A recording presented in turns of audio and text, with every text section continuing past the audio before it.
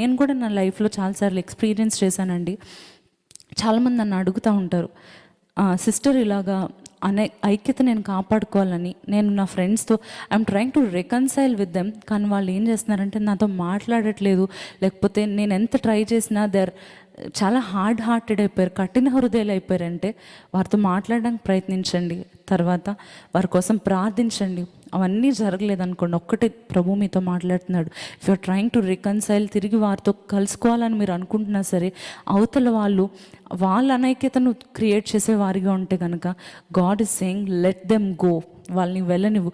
వాళ్ళు నీకు చెందిన వారైతే కనుక నీతో ఉంటారు, లేదంటే వారిని విడిచిపెట్టి let them go. You try every way you'll do.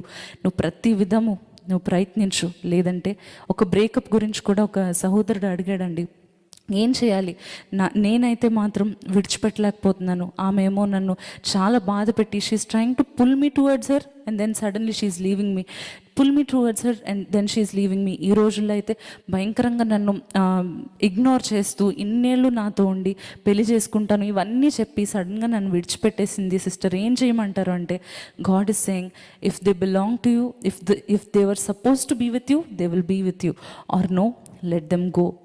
వారిని ఏమనదు, అవమానించకూడదండి. అవమానించకుండా, వారిని అసహించుకోకుండా, వారిపైన చేదు పెంచుకోకుండా, వారు వెళ్ళిపోవాలనుకుంటున్నారా, లెట్ దెమ్ గో.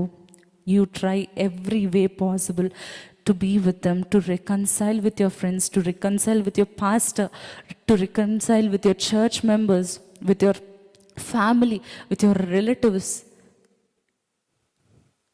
ఎప్పుడైతే మీరు ఐక్యతను కాపాడుకొని నా వల్ల ఐక్యత బిల్డ్ అవ్వాలి అనుకుంటారో, మీరు ఇన్ని రోజులు చేస్తున్నారు కదా ప్రార్థన, ఆ ప్రార్థనకు జవాబు చూస్తారు. ఈరోజు తీర్మానం తీసుకోండి, నేను ఐక్యతను కాపాడేవాడిగా ఉంటాను, కాపాడేదానిగా ఉంటాను. నా కుటుంబంలో, నా ఇంట్లో నేను ఆశీర్వాదం చూస్తాను.